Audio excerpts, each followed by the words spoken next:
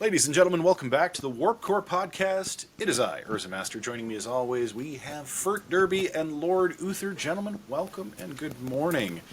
We are, once again, embarking upon that 5-year mission that only took 3 on the second to last episode of Star Trek's original series run. All our yesterdays, or all our tomorrows. I guess we'll find out. Because this episode is an unexpected gem in the rough after a couple of downhill slides. Gentlemen, I want to start off this episode by asking a simple question. Rather than shifting to the background, I really want to know from both of you, before we get into the nitty-gritty details of what went on behind the scenes, is it normal for a TV show, in your opinion, in the sci-fi realm, is it normal for a show to just sort of unexpectedly come out of right field and give you something so great after something so not great?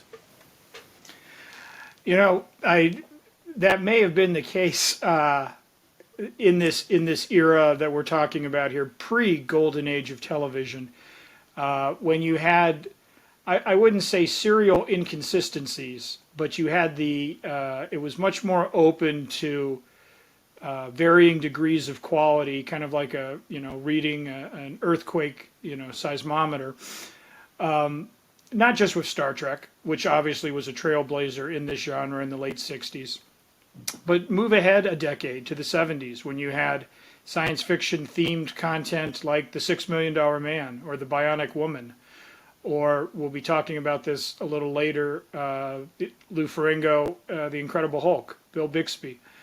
Battlestar Galactica, not the cool one from the early 2000s, but the Lorne Greene cool one with Dirk Benedict. So and Buck Rogers in the 25th Century with Gil Gerard, Aaron Gray. So just by the nature of what it was and what they were trying to do and the audience they were trying to capture, yes, sometimes you had these wild. You'd have a Buck Rogers episode that was amazing, like The Space Vampire, which was actually still one of the things that terrified me as a 7-year-old. And then you'd follow it up with like guest starring Kiss as space rockers, whose music is so loud it can literally bind you to their will. Which even watching it now, 40 years removed, it's still a little silly. Or anything that Gary Coleman did on that show when he was like guesting from his, Ain't that the truth? From his Different Strokes days, and he was like a master, genius that could, an IQ of 1,000. So yes, it is possible. I think in this era, I think when you look at the Rick Berman Star Treks, and you look at the Dave Filoni and Jon Favreau episodes, I think there's a little bit more. I can't put my specific finger on it, but I think they're running their writers' rooms a bit more straight. I think that they find their voices and then they kind of stick to it, where I think more like the Battlestar Galacticas and the Buck Rogers and the Hulks, they were just bringing, established television writers in or new television writers in, and hey, let's see if it works. And in many cases it did, because obviously those shows were successful, but there were some ones that just went straight off the cliff. So I think the quality has improved as far as that goes, but I think, yes, in the era that we're talking about, you could wildly veer from excellent science fiction, Emmy award-winning science fiction, to, honey, we just spent 56 minutes watching Drek.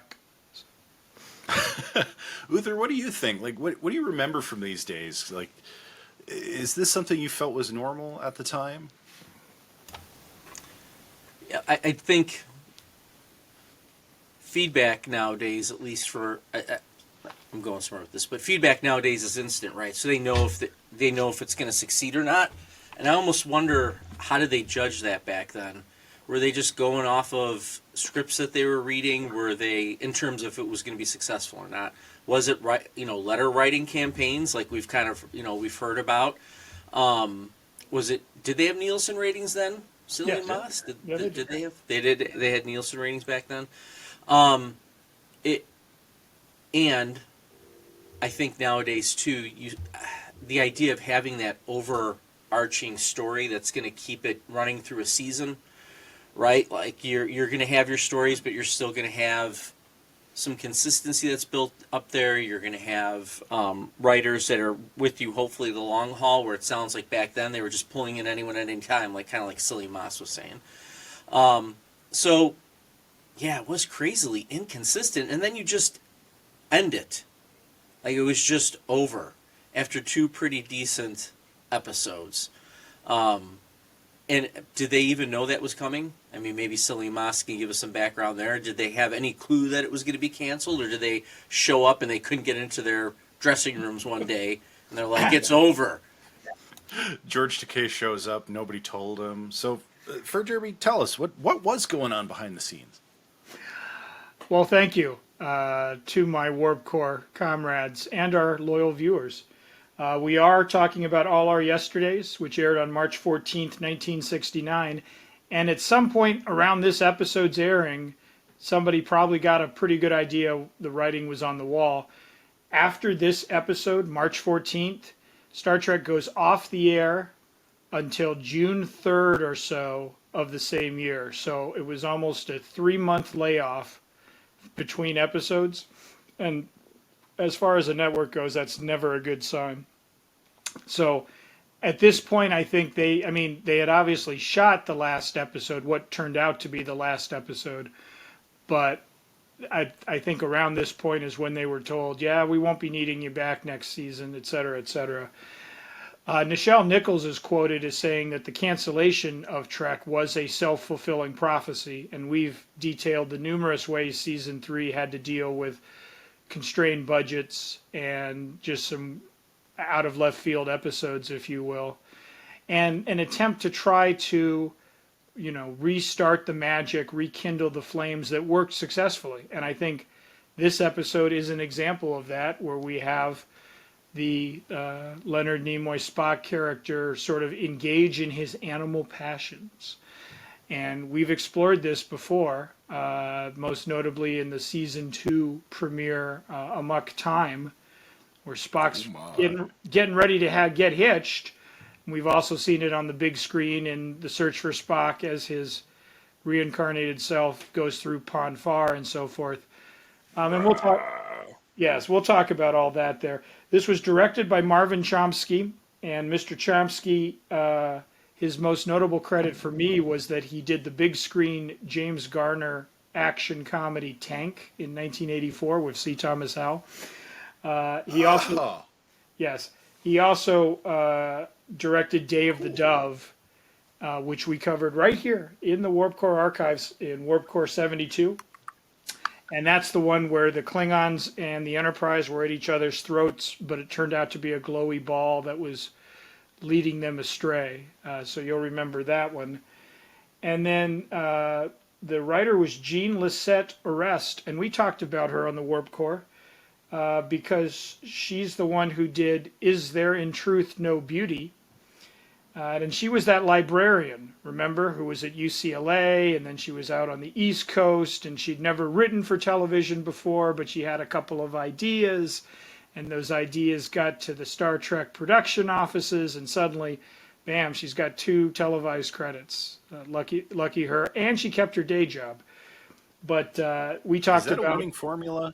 Yes, become a librarian, not to cut you off, but and then suddenly go from librarian to TV writer. I mean, exactly. that sounds like a winning formula to me. Yes. What have I been doing wrong? And we talked about Is There in Truth No Beauty in episode Warp Core number 70. So you can go back and watch our comments on there. So these are Trek veterans, if you will. They are not as deeply established as some of our earlier season writers and directors, but they've certainly got some under their belt. We should also mention Mariette Hartley is the principal guest star in this episode. She plays Zara Beth. And her career, primarily in television, she has done everything from Little House on the Prairie to currently appearing on 911, which was a Fox show. I think it moved over to ABC after this past season or two. And so she's still going. And I remember her because she co-hosted the ill-fated CBS morning program trying to go up against Good Morning America and the Today Show. She was the co-host for like 10 months in 1987 before they pulled the plug on that experiment and went back to somebody with a news background. She also did some successful commercials, I think, for coffee in the late 70s, early 80s with James Garner, whom, let's go full circle Trek here. and coffee? Yes, Seems yes, like a match made in heaven. yes. So we have two James Garner references this episode, all of you Rockford File fans. Last note on Mariette Zarabeth. She did win an Emmy for her television career. She married Bill Bixby, not the actor, but Bill Bixby in character in a 1978 episode of The Hulk, The Incredible Hulk. You'll remember Lou Ferrigno got green. Don't make me angry. You wouldn't like me when I'm angry. She won an Emmy because she guested in an episode called, coincidentally enough, Married. And go back and check that out, Hulk fans. And you will see some award-winning stuff from Miss Hartley. As I imagine, the marriage probably ended in distress, but that was the premise of the Hulk each and every episode there. So, gentlemen, this episode, as we said, deals with Spock getting a little hot under the collar, McCoy nearly freezing to death, and one of my favorite unintentionally humorous visuals, I suppose, is that we've got a frostbitten McCoy trying to warm his extremities in a cave, and Zarabeth strips off her outerwear to reveal a costume straight out of a caveman movie from the late 60s that probably Ray Harryhausen would have directed. And it's just a very casual way, like, oh, let me get into something more comfortable here, in which he spends the rest of the episode there. So some good cave warmth, if you will, that she's comfortable enough for the loungewear. At the same time, you've got this element of a time portal, which we've kind of seen in The City on the Edge of Forever. You've got clones or versions of the librarian, the assistant that is trying to keep people away. You've got a ticking clock with a sun about to go supernova, and some great effects at the end of the episode. I don't believe those were on camera in 1969, but Paramount cleaning up the effects for this run of the series on Paramount Plus, and so some state of the art supernova there at the end. Although I believe Kirk ordered Scotty to go to warp 10, and the Enterprise was just slowly cruising by the camera. I'm like, if that's warp 10, Scotty needs to spend more time in engineering. They were not moving very quickly to this untrained eye. But again, gentlemen, it was kind of a sense of we're taking things that may have worked before. Spock goes a little crazy. Kirk, tries desperately to get to his friends, ends up in an Alexander Dumas storyline himself, and kicking the rapiers of some brigands, as well as, again, Scotty trying to keep everything together aboard ship. We don't really spend much time with the crew, except they kind of phone it in on the communicators there. So yes, compared to some of the recent episodes we've gone over, a step forward in the right direction, knowing what we know about how abrupt this voyage is soon to end. Is it too little too late? I'm not sure. How did all our yesterdays feel today for you guys? I gotta say, I loved it. This is where, and this is probably the first time this has happened in television, but certainly the first couple of times for Star Trek, where a fan steps in knowing enough and writes for a show. And I loved what came out of it because you get a lot of true to character but edgy, like true to Spock, but you get the edge of Spock we almost never see. You get the edges of McCoy that we don't typically see. They kind of flip roles. It felt almost Strange New Worlds like. It's kind of a fresh take on a very familiar face. And you get, of course, beautiful woman, but it's not a Kirk love interest. And you put Kirk in it very odd predicament. I love time travel episodes. This is one that I think is, in terms of sci-fi, it's incredibly well written, because the time portal doesn't just send you back in the past. There's a process to it that it changes your genetic code so you fit into the past, so that you know your past is unaltered for the future. And I think about some of the more modern sci-fi tales, and we see this in not just television and movies, but there are video games that have done this sort of time travel-y kind of thing. And it's always a question of like, well, they're either changing the past, rescuing the whales, or something to alter the future. But this is a whole civilization that's escaping to its own past, but not changing it. They're not looking to try and put off this nova or find a way to actually relocate and further their species somewhere off-world. Obviously, if they can build a time machine, you'd think there's got to be a way, right? So it's kind of a cool literary take on, an end of days situation that I think lands. In you're talking the era this came out. It's height of the Cold War, height of Vietnam. Like, there's a lot of like end of days type material that's coming out or will be coming out. Such a unique way of thinking about what a civilization would do. And it's also kind of funny from a high level future perspective of ours, looking back on this show, that the rest of the Enterprise crew is just watching TV. And it's another episode of them watching TV and seeing this unfold in some sense. I love the idea of the duplicates of the librarian, and he's like, I have to go join my family, and then he ends up just jumping through the time portal at the end, rather than being rescued and being able to live in the moment. And that's an interesting human commentary as well. Like, there's just so much here packed into a Star Trek episode that's like, gosh, where was this for most of this season? And, obviously in the day, we've talked about this before, they film everything out of sequence. So we don't know when this was filmed. I mean, if you're looking at the early days of season 3 and you're filming this episode, you think, man, this is a real winner. This is good storytelling. This is effective. And then it ends up being kind of one of the last 2 throwaways for the network. I mean, it's no wonder that Star Trek fandom latched on to something and said, we need to rally around this and bring this back somehow. So it landed very well with me. And of course, yes, Zarabeth, stunningly beautiful. Spock having this primal, resurgence because of how the time travel shift is changing him into something more primordial of the era. It's just so good. It's such good writing. I really enjoyed this episode.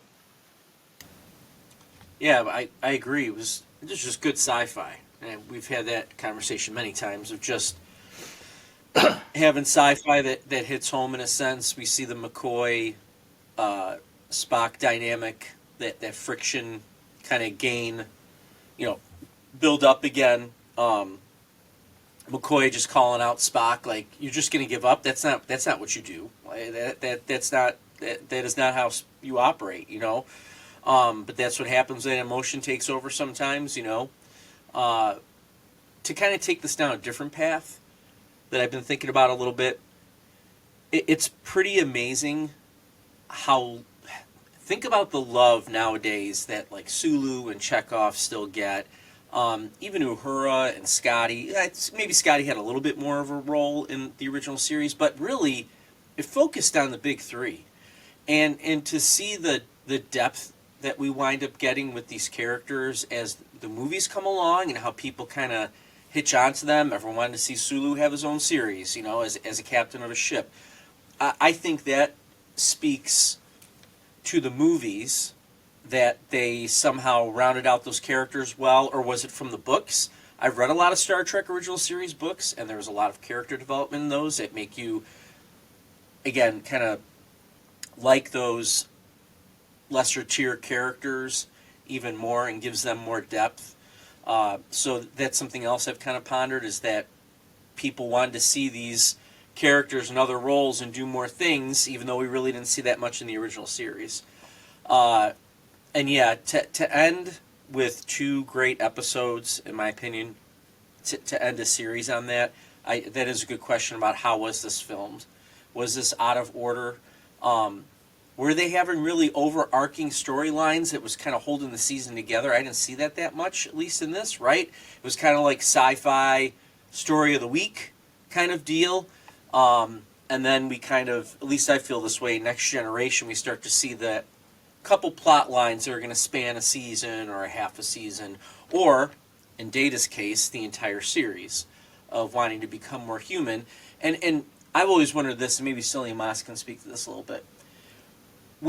Let's take the Data, and I know we're talking about a different series, but too bad.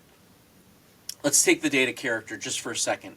When they're going into this, like with the Data, do you think they're saying, Season 1, we're going to see him grow this much emotionally, and then Season 2, we're going to see this? Or is it, hey, that episode really kind of hit well with this idea of he wants to be human or he strives to be human, and we're going to kind of build on that? I think also speaking to an earlier era of television, because 1987, when Star Trek The Next Generation premiered, is a little bit removed from 2025, when Season 3 of Strange New Worlds will debut later this spring. I think it's always been in television's interests. Gene Roddenberry would have known this. Rick Berman would have certainly known this. Dave Filoni and Jon Favreau probably understand this idea, is that in order to get a network, a streamer, a production company excited about your show, you want to create as many open-ended storylines as you can, so that you can justify multiple seasons and multiple streams of revenue down the road, et cetera, et cetera. So the Data character is actually a classic example of, it's Pinocchio who wants to be a real boy, or at least develop real emotions. And so that's almost limitless in the directions you can go. I don't think that they had specifically in 1987 mapped out a 7-year emotional journey for Data. But I think as each episode progressed and each season progressed, and every time they went into the room to discuss what are we going to do with Data this week or this arc or what have you, I think that they just kept expanding the possibilities and the boundaries to ensure a show's longevity. And I think at the end of each season, they said, okay, well, here's where any of these characters have come, Geordi or Deanna Troi or Riker, and how can we layer on even more in this next season? If Data is at this point here, can we take him a little further here? Like I say, honestly, it's just at the outset, as you're trying to get a show on the air, I think they just want to create this idea that, we can do 100 episodes of this guy trying to be human. Down the road, we can always just keep checking back in with them and seeing how it's going. And I think most smart TV people, they don't present a show, they do it with serialized soap operas. That's why, something like Twin Peaks, there's 40 different subplots going on. It's not just who killed Laura Palmer. It's, the sheriff is with Josie, but Josie has a jealous, former husband. That's not the main focus of the show, but that's supposed to, string you along from episode to episode, season to season. So I just think it's the oldest television trick in the book, is put as much spaghetti on the plate as you can. And as everyone's going through each noodle there, you can just keep going and then say, do you want seconds, thirds, fourths, and so on. That's the best way to eat spaghetti. Yeah. And, real quick on the Twin Peaks point, because I think that's an excellent point. Not only is having 40 subplots, I think it gives viewers different characters to attach themselves to, right? So you're almost expanding your viewer base in a sense, because maybe people are more concerned with Harry S. Truman than they are with Dale Cooper, right? I think that is something else that goes along as well. All right, one more question for both of you, because I can't help myself. I feel like Next Gen kind of established this idea that 7 seasons would be a Star Trek season, like a Star Trek run, right? And maybe it was because of the success of that show that there was this idea. Oh, it was 5 or was it No, 7? 7. You're right. I was 5 plus 2. 7. Got it. I can't add. That's why I don't teach math. So, um, so this thought of, okay, every Star Trek series should go 7, just like I feel that Star Wars created the idea of a trilogy, and everyone wanted to really do trilogies after that because they saw this one, Star Wars hit. Now everyone's doing trilogies. Just like I feel like Star Wars kind of established the whole prequel thing, right? And then everyone's doing prequels for a while there. Do you think that idea of a 7-year run helps or hinders Star Trek? I'll leave it at that. Ursula, you want to go first? I've got an idea, but Yeah, boy, the fan in me says it hurts because 7 seasons never feels long enough. Like, I watched 15 seasons of Supernatural, and I still want them to bring it back. Like, and Next Gen, I mean, if you think about it in a way, it wasn't enough. Because then they did all the movies, and then they did season 3 of Picard, and really all 3 seasons of Picard in some way are an extension of Next Gen. You have to. I don't want. This is tough. I would never want to start a show with a planned end date. I think that would be a misstep in that, you don't want to set yourself up to have your big payoff and then fans still want more and then you have nowhere to go. And I think that's something Supernatural stepped into a bit. If you watch the first 5 seasons, you're like, wow, this is really great. They're building up a single big bad. And then where do you go? And in some cases, like, you don't know. Your season is not guaranteed. So you kind of have to have a payoff, but you also can't keep teasing the same big bad forever. Like Thanos had to eventually have his story wrap up. Now you could still reuse that later. Supernatural did it. Star Trek obviously did it with the Borg, and with Klingons in the movies. But I think it really helped build the mystique, because the Next Gen crew is really something special. The original series crew, absolutely special. They get 6 movies out of these 3 seasons. And the one thing that I think held them back the most is they didn't like each other for the most part. Like, a few of the crew got along pretty well, but like the big 3 were kind of button heads even sometimes. And it played. It worked out okay. But that's where, and when we do Next Gen, we'll talk about this more.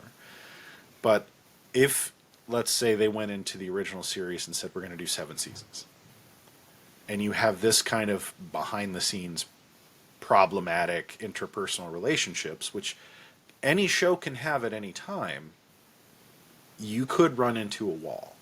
So I think you have to go into it with the mindset of each season has to stand on its own, but we should have enough there, like enough spaghetti on the plate, to use that fantastic metaphor. I also think that you should have some concept of, like, if this hits, we have to have something that can carry us through. Like Q. Q was a great way to set up this long story that you could keep coming back to. And I think that's where the way they ended up using Q sparingly really worked. The original series, though, I don't think you really have that. Harry Mudd might have been your avenue, but he wasn't. He was a little too goofy. Like, and that would have been fine if you went like more of the comedic route. But then, how does that change Star Trek? So I don't think there's a good answer there. I think 7 is a nice number, but I would say if you start out thinking, we're going no more than 7, but we hope to get to 7, you're hindering yourself, because if you get to season 3 or 4 and you're a massive smash success, and you can continue this more than 3 years, like if you could in the writer's room sit there and say, gosh, we could take this 10 years, 15 years, why stop? I think you take a Simpsons philosophy. As long as you can keep it fresh, just keep going. And just want to take a moment to acknowledge Golden Badgie here, because if there's ever a Star Trek series that did not go long enough, it is Lower Decks. No offense to Prodigy. I'm going to take a quick detour onto a different lane, but echoing all of UrzaMaster's points and Lord Uther's hopes and dreams. We're addressing it from a creative standpoint, right? We're fans. We're sitting on the couch. We want 15 seasons, et cetera, et cetera. The truth is, obviously, in Hollywood, success is its own monster, because as soon as you become successful, as soon as you become the cast of Friends or ER or whatever, then suddenly when they sign you and they say, George Clooney, we're going to do 3 seasons of ER. And then when ER is a ratings #1 bonanza for 3 seasons, top show, top marketing, advertising dollars, etc., well, then George Clooney's agents say, well, yeah, now, we want $500,000 an episode for him to appear. Otherwise, he's just going to go and do The Peacemaker and One Fine Day and From Dusk Till Dawn. So I think with Trek Next Generation, as we will discover in our voyages with them, yes, they could have easily extended and gone beyond, but it was a simple matter of economics. And maybe Patrick Stewart as the captain, maybe his people, obviously he was probably due for raise upon raise upon raise. But that's not where you get worrisome. It's when Lieutenant Worf and Commander Troy and everybody else thinks that their salaries should be bumped higher because of the success of the show, as they're part of the ensemble. Now, how do some long-running shows like Grey's Anatomy and ER and Law and Order get around this? They just recast. Like, why do actors leave shows? Why does Anthony Edwards get a special farewell on ER? Because it was time for him to get renegotiated, and the network said, we're not paying Anthony Edwards $425,000 an episode. We'll get, somebody else, Kyle Chandler, to come in, and he can join a hit show, and we'll dictate the terms of what he's going to get, because we don't need him, he needs us. I mean, you see the logic. I know it's cold and cruel, and it's not as much fun to think about it in terms of economic terms, but creative terms. Because creative terms, yes, Star Wars, Star Trek, give me more and often. But I think that's what the reality is. And here's the problem with a show specifically like Star Trek or Star Wars versus the ER model, the Law and Order model, etc. Doctors come and go. Lawyers come and go. Cops come and go. NYPD Blue. We went from David Caruso to Jimmy Smits to Ricky Schroeder, for goodness sakes. You can replace much easier. You can't suddenly sub out Worf. We've got a different Klingon this season. I mean, everyone likes Worf, right? Michael Dorn. Like, they don't want to see some other actor in the makeup, either pretending to be Worf, like we just recast him, wink, wink, or we have a new Klingon from Starfleet. Worf, he had to go back to Kronos and deal with some uprising. I mean, so that's, I think, we have to remember that at the end of the day, who's writing the checks and for how much is kind of a thing there. So a show like Next Gen, which got the 7 seasons, transitioned into a quartet of films, and then later reunited on streaming, like, that really is kind of a small miracle, like for fans and so forth. And in the case of Supernatural, 15 seasons, that's the outlier. That's the exception, when you can have 2 main stars and some of the supporting cast on a smaller network that requires its viewers, like this is signature television for the CW or whomever, like that, that you won't see that. That's not the norm. And so fans, and then if you just want to do it creatively real quick, you start to running into, tired storylines after, let's say 5 seasons, right? I mean, if a season back then was 20 episodes, that's 100 episodes, 120 episodes, and suddenly you're going to start, just whether you mean to or not, just start recycling. But it might be easier to recycle with a new face on it, right? Like, oh, we did the Amnesia episode with Picard, but he split to go do Royal Shakespeare back home. So now we'll bring on a new captain and we'll bump him on the head and give him amnesia. Like, it's a little bit easier to swallow sometimes when you do that there. But yeah, the economics of it are a big factor. Creatively speaking, like you say, I think that there's aspirations. Hey, we can get 4, 5, 6, 7 seasons out of this thing. That would be tremendous. And so forth. So you have to look at it on 2 tiers: economics, creatively, and it all swirls together. Is that what they did with Dax on DS9? Did that actress want too much, and they're like, okay, we're gonna take the symbiote and drop it in another person? She went and did Becker. Right. I mean, she had an offer to do a high-profile Ted Danson show on CBS. CBS is not UPN or whatever network was doing DS9 at the time. I mean, UPN. Yeah, UPN. So, and I'm sure that for that 1 season or 1.5, or how, I don't remember, Becker, how many seasons, it actually probably ran a few as I recall. I mean, a network paycheck and a network exposure each week. CBS was still one of the big 3. Like, that's, her agents are saying, hey, get off this silly sci-fi show and, go do something there, and maybe you'll get an Emmy nom, or maybe you'll then get into movies, or, I mean, that's just, yes, that's how it works. There's a lot of intrusive, real-life Hollywood storylines that muck up our idealized utopian views of these shows, but yes, that's probably what it all came down to. They had her under contract, the contract's coming up, she's like, yeah, let's double my salary, and they're like, no, let's just put in a new actress for like the last season, as I recall. It literally, all she had to do was hang on for 1 more season, and then she could have gone and done whatever. But so, not to take anything away from Ezri Dax, No. also a great character. But, gentlemen, we have to bestow a Warp Core rating on all our yesterdays because I think suffice to say we all enjoyed it. But again, 3rd season, we don't want to have any kind of bias. Of our 7 Warp Cores, Lord Uther, where do you fall on all our yesterdays and Mariette Hartley? I'm going to go 5.5. I think that's fair. I think it's above average episode, but I don't think, when I think 6 and higher, I'm thinking these are episodes you have to show people or people can watch to get into the series, and I don't know if it takes it that far.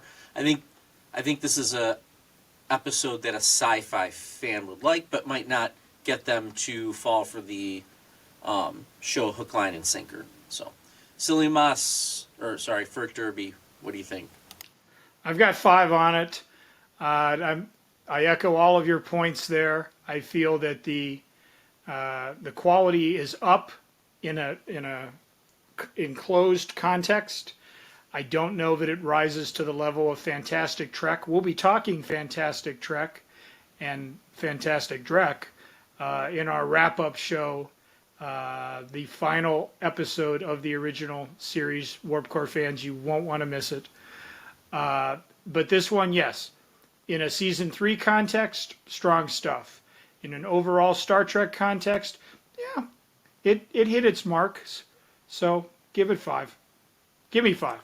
And I'm right on board with both of y'all. I'm going to go 5.5 as well.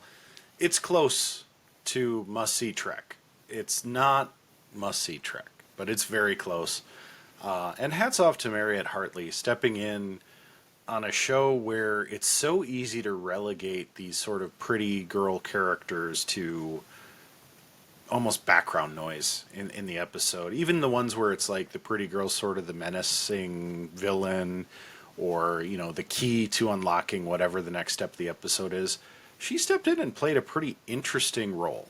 And I don't want to take anything away from her performance. I know it could have been a little goofy, especially the taking off of the giant polar bear skin coat to reveal like barely anything underneath. When McCoy's freezing to death in this cave, I thought that was a little odd. But I think, truthfully, it plays really well, and she kind of just nails this performance in a way. Like, the big 3 are excellent in this episode, but it's rare for a special guest star, I think, on Star Trek to really bring something novel, and I think she really does. So I really want to give her praise where praise is due. And honestly, yeah, I don't want to be too biased because it is season 3. If this came in at a season 2, I don't know that it holds up with the best of them. Certainly in season 1, I think would be sort of a mid-tier episode, but it does kind of make my heart mourn.